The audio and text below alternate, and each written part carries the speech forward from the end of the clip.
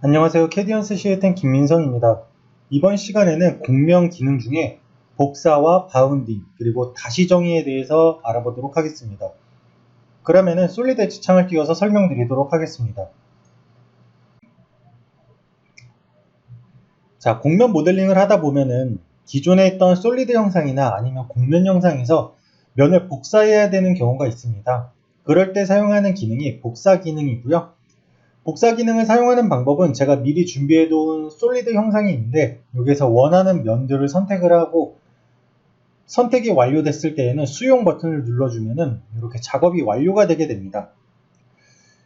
자, 이렇게 복사해 온 면을 가지고 제가 이제 추가 작업을 진행해 보도록 할 텐데요. 추가 작업은 바운딩으로 한번 해보도록 하겠습니다.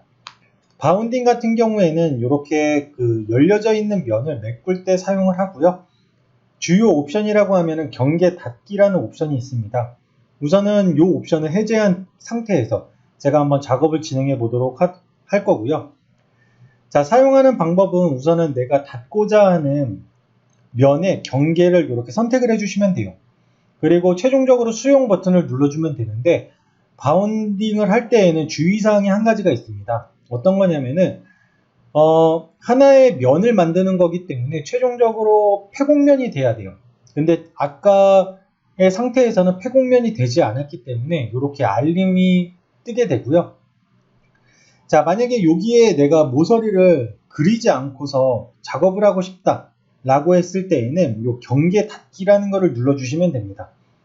이 옵션을 켜게 되면은 가상의 모서리를 만들어줌으로써 이렇게 바운딩 면을 만들 수가 있고요. 마찬가지로 수용 버튼을 눌러주게 되면은 이렇게 하나의 바운딩 된 면이 만들어지게 됩니다.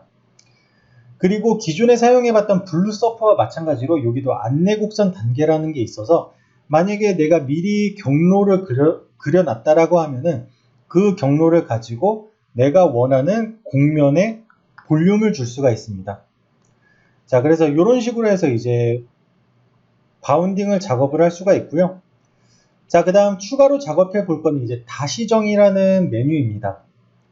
이 메뉴를 사용하기 위해서 제가 기존에 만들어 놨던 솔리드 영상을 띄워 놓도록 하고요. 다시 정의 같은 경우에는 면을 합칠 때 사용하는 기능이에요. 그래서 그게 곡면이 될 수도 있고 솔리드 형상이 될 수도 있습니다. 자, 우선은 다시 정의라는 걸로 이렇게 내가 합치고자 하는 면을 선택을 해주고 수용 버튼을 눌러주게 되면은 기본적으로는 면이 합쳐지고 이렇게 솔리드 형상이 아니라 추가적인 면이 생성이 되게 됩니다. 자, 근데 만약에 나는 이렇게 추가적인 면을 생성하는 게 아니라 그냥 이 솔리드 형상에 바로 이거를 적용하고 싶다 라고 했을 때에는 옵션에 보면은 여기 솔리드 바디에서 면 교체라는 메뉴가 있습니다. 그래서 이 메뉴를 체크한 상태에서 아까와 동일하게 두 개의 면을 선택해서 나는 이 두 개의 면을 합치겠다 라고 해서 수용 버튼을 눌러주게 되면은 자, 이렇게 솔리드 형상에 바로 적용된 모습을 볼 수가 있습니다. 그리고 두 개의 면이 합쳐지다 보니까 기존에 있던 이제 모서리가 사라짐으로 인해서 이렇게 약간 찌그러진 형상이 만들어질 수가 있는데 만약에 나는 요거를 조금 수정을 하고 싶다, 그러니까 볼륨감을 주고 싶다라고 했을 때에는 안내 곡선을 사용해도 되고요.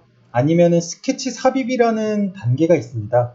그래서 이 단계를 눌러서 내가 원하는 위치에 이렇게 별도의 스케치를 생성해낼 수가 있습니다. 이렇게 별도로 생성된 스케치 같은 경우에는 히스토리에 별도로 남기 때문에 여기 있는 스케치를 가지고 내가 원하는 곡률을 조절해 줄 수가 있습니다. 자, 이렇게 해서 내가 원하는 형태로 이렇게 한번 작성을 해 보도록 할게요. 자, 그러고 나서 스케치 닫기를 누르게 되면은 보시는 것 같이 아까 이렇게 안쪽으로 푹 들어가 있던 형상이 이렇게 바깥쪽으로 매끄러운 형상이 만들어지는 것을 볼 수가 있었습니다. 자, 그래서 이번 시간에는 복사와 바운딩 그리고 다시 정의에 대해서 알아봤었습니다. 이상으로 이번 교육은 마치도록 하겠습니다. 감사합니다. 캐디언스 시스템의 김민성이었습니다.